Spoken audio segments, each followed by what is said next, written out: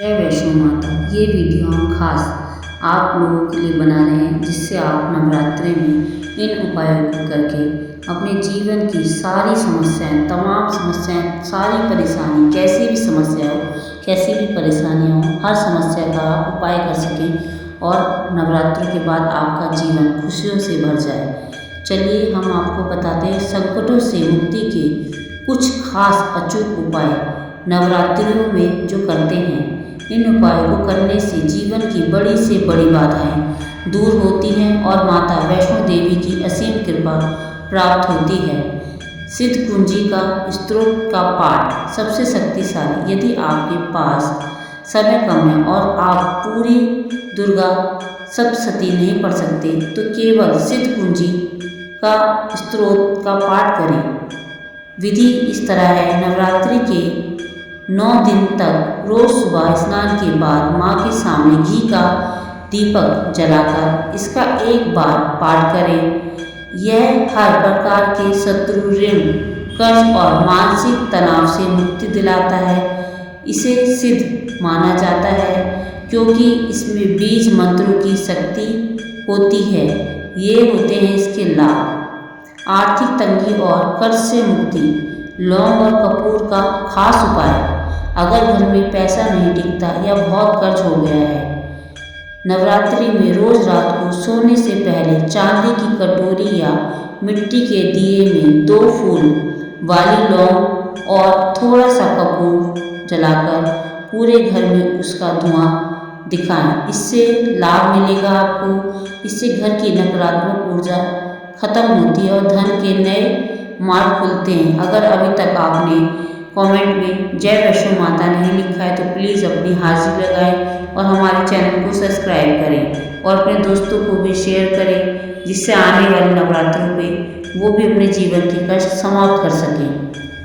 3 अटके हुए कार्य की सिद्धि के लिए लाल चुन्नी और नारियल। यदि आपका कोई काम बहुत समय से फंसा हुआ है, नवरात्रि के पहले या किसी भी दिन एक लाल चुन्नी लें, उसमें एक पानी वाला नारियल और कुछ सिक्के रखकर माँ वैष्णो देवी के नाम का संकल्प लें कि माँ मेरा यह काम सिद्ध करो।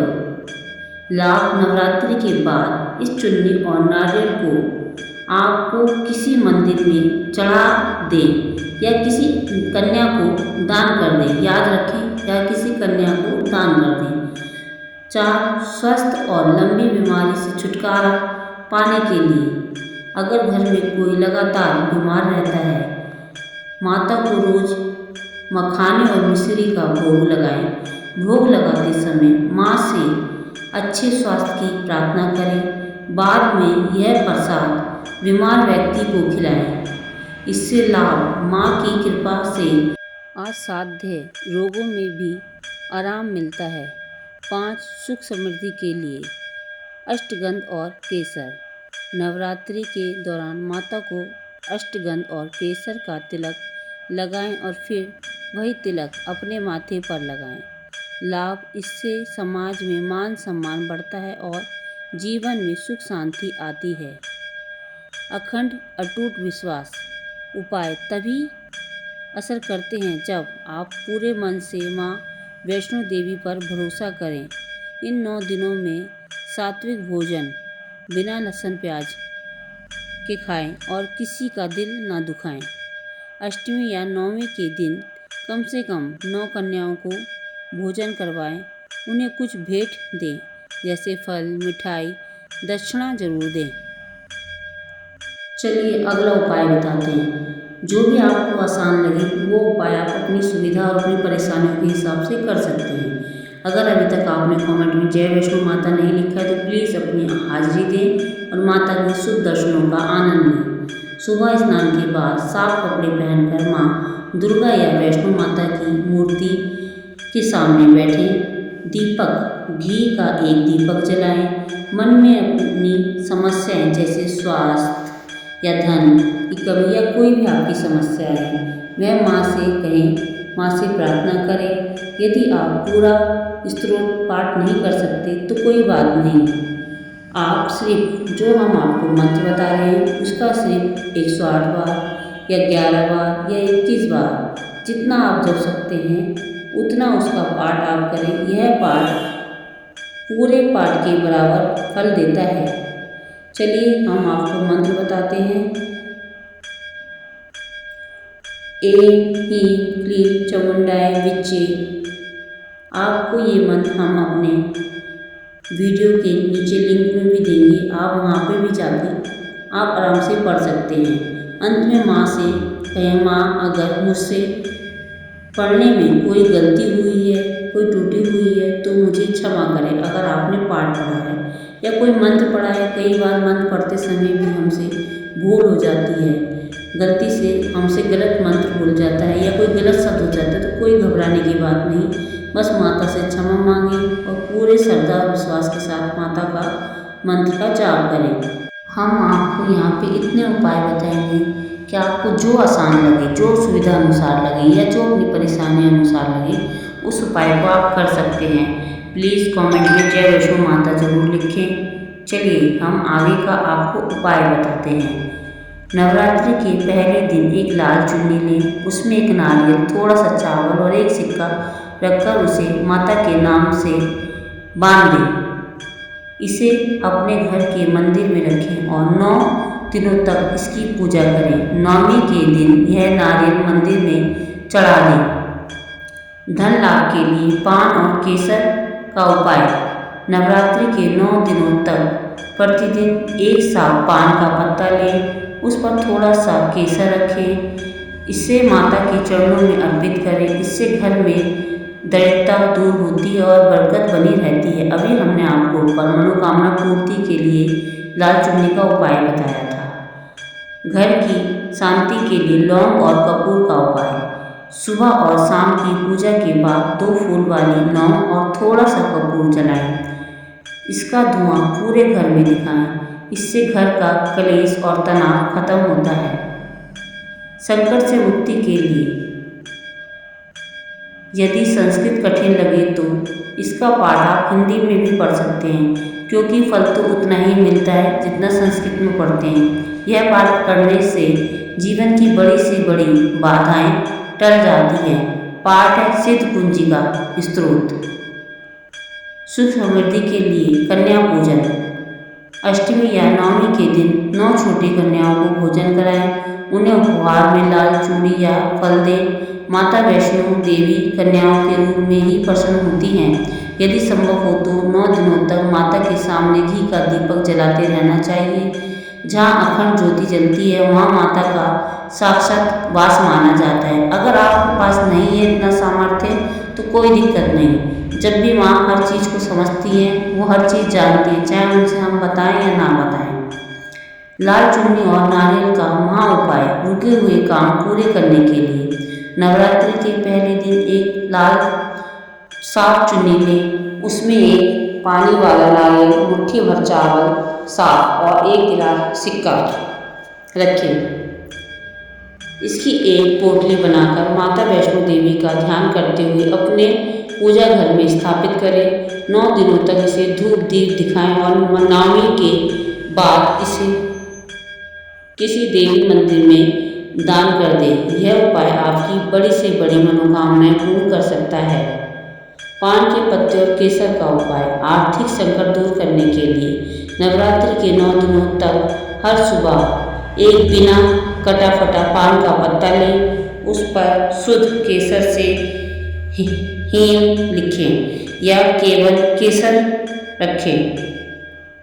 इससे माँ के चरणों में अर्पित करें। 9वें दिन इन सभी पत्तों को बहते जल में प्रभावित कर दें या किसी पवित्र पेड़ की जड़ में रख दें। इससे घर में धन का आगमन बढ़ता है। लौंग और कपूर की आरती। रोज शाम को सूर्यास्त के बाद एक मिट्टी के दिए में 2 साबुत लौंग और थोड़ा सा भीम सैनिक कपूर जलाएं। इसका धुआं अपने घर के हर कोने में दिखाएं। इससे घर के भीतर की कड़वाहट और बुरी नज़र का प्रभाव खत्म हो जाता है और सुख शांति आती है। कन्या पूजन का विधान।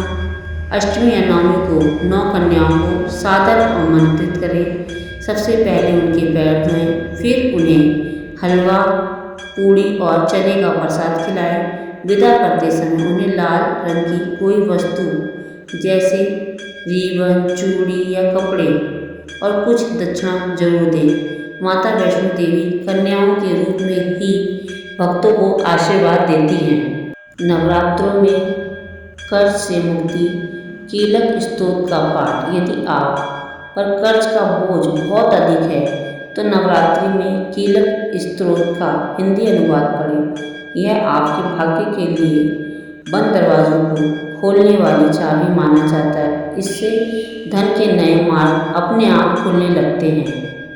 अष्टगंध किताबों के अनुसार यदि आप 9 दिनों तक माता के सामने शुद्ध घी का दीपक जलाते हैं और उसमें एक चुटकी अष्टगंध डालती हैं तो घर का वातावरण शांत हो जाता है और पुराने झगड़े समाप्त होने लगते हैं।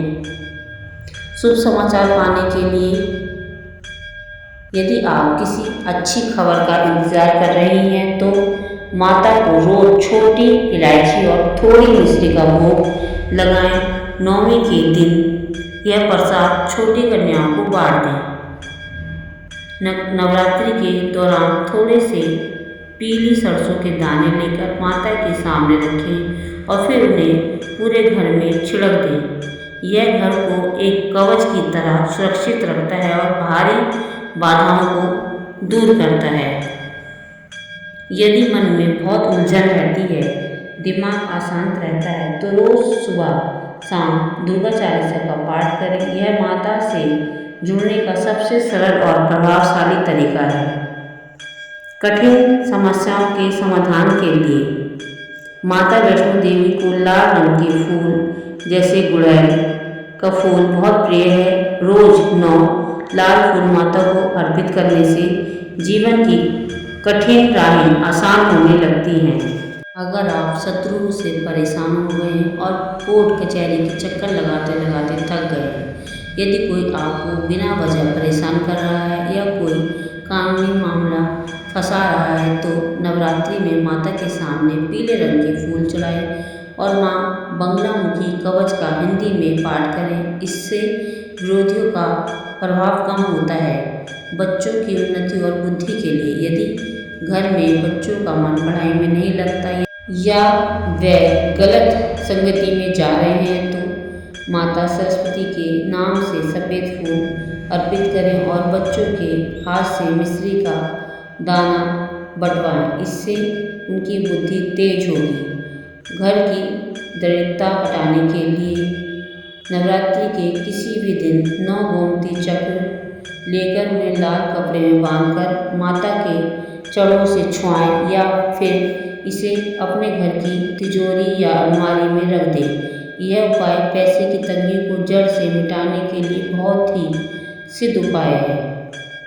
विवाह में आ रही बाधाओं के लिए यदि विवाह में देरी हो रही है या रिश्ते नहीं बन पा रहे हैं तो कन्याओं को नवरात्रि में सुहाग का सामान मेहंदी, चूड़ी, बिंदी दान करना चाहिए। साथ ही माता पार्वती और शिव की पूजा अर्चना और उनका ध्यान करना चाहिए।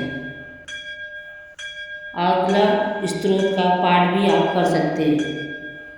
डर और अनहोनी का अगर आपको लगता है कुछ अनहोनी होने वाली है, यदि मन में हमेशा किसी अनहोनी का डर बना रहता है या बुरे सपने आते हैं तो माता को कलावा अर्पित करें और फिर उस धागे को अपने दाहिने हाथ की कलाई पर बांध दें। यह माता का सुरक्षा कवच बन जाता है।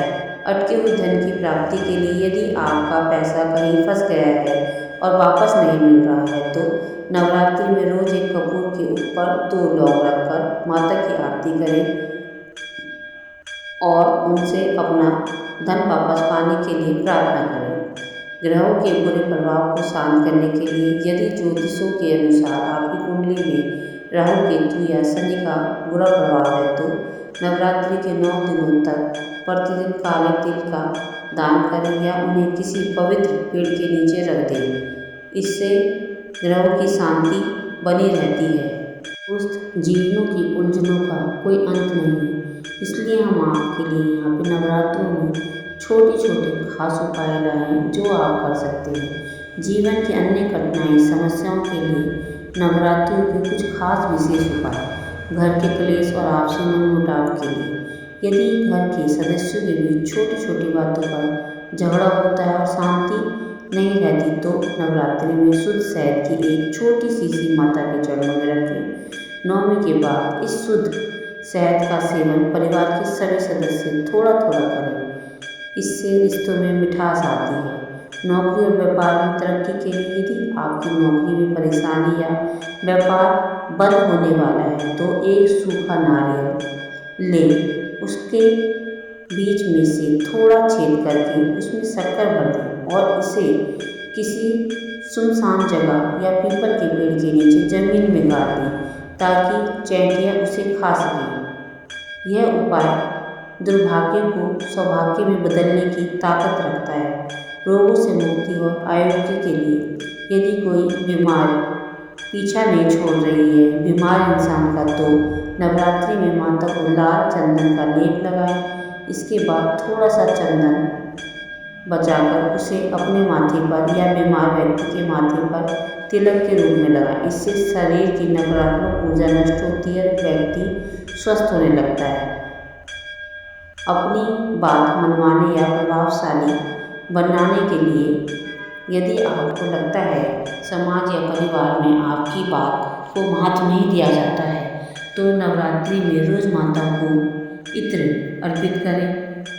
उस इत्र को बाद में खुद भी प्रयोग करें। इससे आपका व्यक्तित्व प्रभावशाली बनता है और लोग आपकी बात को ध्यान से सुनने लगते हैं। घर की सुख समृद्धि और सुरक्षा के लिए नवरात्रि के दिन किसी दिन अपने घर के मुख्य द्वार पर आम या अशोक के पत्तों का बंधन बार लगाएं। साथ ही सिंदूर से दरवाजे के दोनों तरफ स्वास्तिक या चित्र या चिन्ह बनाएं। यह घर में बुरी शक्तियों को आने से रोकता है और लक्ष्मी का वास बना रहता है। हर कार्य में सफलता के लिए, यदि हर काम में बाधा आती है, जो भी आप काम करते हैं वो नहीं बन पाता है, तो एक पानी वाला नारियल लें और उसे अपने ऊपर से 21 बार घुमाकर किसी पवित्र अग्नि या वन कुंड में डाल दें। यह उपाय आपके रास्ते के अदृश्य रुकावटों को जलाकर भस्म कर देगा। आपको पता ही नहीं चलेगा कब आपके रास्ते की रुकावटें अपने आप समाप्त होने लगी हैं। पुराने संचित पापों और मानसिक भारीपन के लिए, यदि आपको लगता है कि आपके पुराने कर्मों की वजह से आप दुखी हैं, तो नवरात्रि के 9 दिनों तक प्रतिदिन किसी गरीब को अपनी क्षमता अनुसार अनाज, चावल या गेहूं का दान करें। दान करने से भाग्य का उदय होता है। नवरात्रि में मन की घबराहट और डिप्रेशन दूर करने के लिए, यदि आपको कारण डर लगता है, रातों को नींद नहीं आती या मन हमेशा बेचैन रहता है, तो नवरात्रि के 9 दिनों तक रात को सोने से पहले एक तांबे के लोटे में पानी भरकर अपने शय्याने तकिए के पास रखें। अगले दिन सुबह उस पानी को किसी पौधे में डाल दें। यह उपाय मन की सारी नकारात्मकता को सोख लेता है। घर की बरकत और तिजोरी भरने के लिए नवरात्रि के दौरान मखाना, सिक्के और पीली कौड़ियाँ एक लाल कपड़े में बांधकर माता के सामने रख दें। इसकी पूजा करें और नौमी के बाद इसे अपनी तिजोरी या जहाँ आप पैसे रखते हैं वहाँ रख दें। इससे धन की आवागमन बढ़ती है और व्यर्थ के खर्चे रुक जाते हैं। और यही कारण है कि व्यर्थ के खर्चे ही इंसान को पनपने नहीं देते हैं।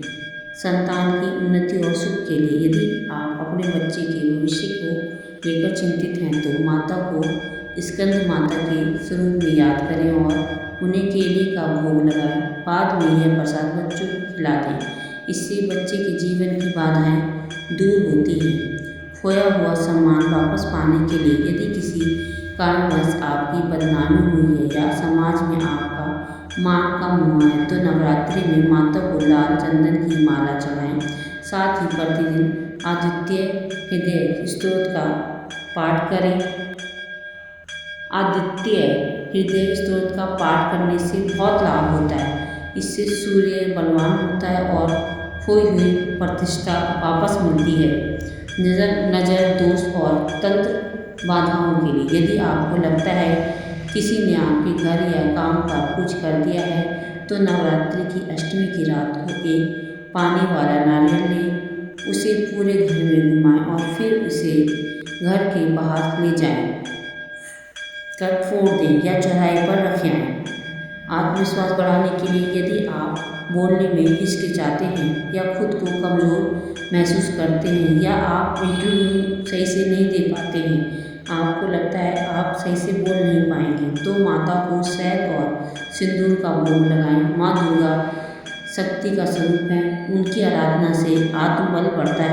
घर के वास्तु दोष को दूर करने के लिए यदि आप घर का नक्शा ठीक नहीं करवा सकते और इस वजह से परेशान रहते हैं तो नवरात्रि में घर के ईशान कोण उत्तर पूर्व दिशा में एक कलश स्थापित करें। इसमें शुद्ध जल और गंगा जल मिलाकर यह घर की ऊर्जा को शुद्ध कर देता है। जैसे अभी तक आपने उपायों को ध्यान से सुना, माता रानी की ये कथा भी ध्यान से सुनिएगा, ये जीवन में बहुत कुछ सिखाती है। कमेंट में जय वैष्णो माता जरूर लिखें। प्राचीन काल में चित्र वंश में जन्मे राजा सूरतपुरी पृथ्वी के स्वामी थे। वे अपनी प्रजा को अपनी संतान की तरह पालते थे, लेकिन भाग्य का चक्र ऐसा घुमा कि उनके ही मंत्री और शत्रुओं ने छल करके उनका राज्य, उनकी सेना और उनका सारा कोष छीन लिया। जिस राजा के आगे दुनिया झुकती थी, वही राजा आज एक घोड़े पर सवार होकर अपनी जान बचाकर घने जंगल की ओर भाग रहा था। उनके मन में एक ही टीस थी, मेरा यह राजपाट जिसे मेरे पूर्वजों ने सहेजा था, अब दुष्टों के हाथ में है। मेरी प्रजा का क्या होगा? मेरे हाथी घोड़ों को भोजन मिलेगा या नहीं? जंगल में भटकते हुए वह महर्षि मेधावा के आश्रम पहुंचा। वहाँ मेधा ऋषि का शांत वातावरण देखकर राजा को थोड़ी राहत मिली, लेकिन मन का बोझ कम नहीं हुआ। वही उनकी भेंट समाधि नाम के एक वैश्य व्यापारी से हुई। वह भी बहुत दुखी था। राजा सूरत ने उनसे पूछा, हे भद्रपुरुष, तुम इस निर्जन वन में इतने उदास क्यों बैठे हो? वह वैश्य रोते हुए बोला, महाराज, मेरा नाम समाधि है। मैंने जीवन भर मेहनत करके धन कमाया, लेकिन मेरे ही स्त्री और पुत्रों ने धन के लालच में मुझे घर से बाहर निकाल दिया। आज मैं केवल अकेला हूँ, फिर भी मेरा मन उन्हीं के बारे में सोचता है। मुझे चिंता है मेरे बिना वह सुख से रह पाएंगे या नहीं। राजा सूरत चौंक गया। उन्होंने कहा, यह कैसी विचित्र बात है। जिन लोगों ने हमारा अपमान किया, हमारा सब कुछ छीन लिया, हमारा मन उन्हीं के मुंह में क्यों फंसा है? हम जानते चाहते हैं कि वह हमारे नहीं हैं, फिर भी यह दुख कम क्यों नहीं हो रहा है? जानते हुए भी दोनों अपने मन की व्यथा लेकर महर्षि मेधा के पास गए और चरणों में गिरकर बोले, हे ऋषिवर, हमें बताइए कि यह कौन सा माया जाल है? हम बुद्धिमान होकर भी मूर्खों की तरह अपनों के मुंह में क्यों फंसे चले जा रहे हैं? हम इस दुख से बाहर कैसे निकले? महर्षि मेधा ने मंद मुस्कुराकर साथ कहा, हे राजन, जिसे आप पागलपन कह रहे हैं और कुछ नहीं बल्कि भगवती महामाया का प्रभाव है। यह सारा संसार उन्हीं की इच्छा से नाच रहा है। वह ही अज्ञानियों के चित्त को खींचकर मोह में डाल देती हैं और वह ही चाहे तो इस संसार सागर से पार उतार देती हैं। राजा ने उत्साह से पूछा, मुनिवर, वह देवी कौन है? उनका स्वरूप क्या है और वह किस प्रकार प्रकट होंगी? मैं उनके बारे में सब कुछ जानना चाहता हूँ ताकि मेरे जीवन के दुख समाप्त हो सके। ऋषि मेधा ने तब उस परम रहस्य को खोलना शुरू किया जिसे सुनकर देवताओं के भी कष्ट कट जाते हैं। उन्हें आप भी ध्यान से सुने और कमेंट में जय वैष्णो माता लिखें। उन्होंने बताया कि जब पूरी सृष्टि जगल मगन थी और भगवान विष्णु योग निद्रा में सो रहे थे, तब उनके कान में से मैल के माधु और कैटव नाम के दो भयंकर राक्षस पैदा हुए। वे ब्रह्मा जी को मारने के लिए दौड़े। तब ब्रह्मा जी ने भगवान विष्णु को जगाने के लिए उन देवी की स्तुति की जो विष्णु जी की आँखों में निद्रा बनकर बसी थी। उन्होंने कहा, हे माँ, आप ही स्वाहा हो, आप ही स्वधा हो, आप ही इस ब्रह्मांड को पालन वाली और अंत में समेटने वाली हो। कृपया इस योग निद्रा को छोड़ो और इन राक्षसों का संहार करने में सहायता करो। ब्रह्मा जी की प्रार्थना सुनकर महामाया देवी विष्णु जी की नेत्र, मुख और आँखों से बाहर निकलकर खड़ी हो गई। भगवान विष्णु जागे उन राक्षसों के 5000 वर्ष तक युद्ध किया। अंत में माता की कृपा से उन राक्षसों की बुद्धि भ्रष्ट हुई और भगवान विष्णु ने उनका वध किया। ऋषि मेधा ने राजा सूरज से कहा, हे राजन, वह देवी ही आदि शक्ति है, वह नित्य हैं, फिर भी भक्तों के कष्ट दूर करने के लिए बार बार प्रकट होती है। यदि तुम उन महामाया की शरण में जाओगे तो वह तुम्हें न केवल तुम्हारा राज्य वापस दिलाएंगी बल्कि तुम्हें वह परम ज्ञान देंगी जिससे जन्म मृत्यु के सारे दुख सदा के लिए मिट जाते हैं। माता रानी की कृपा पाने के लिए इग्नोर न करें, कमेंट में जय वैष्णो माता लिखें जिस किसी ने भी दर्शन किए हैं तो। वीडियो को लाइक और शेयर जरूर करें जिससे और लोग भी लाभ उठा सकें।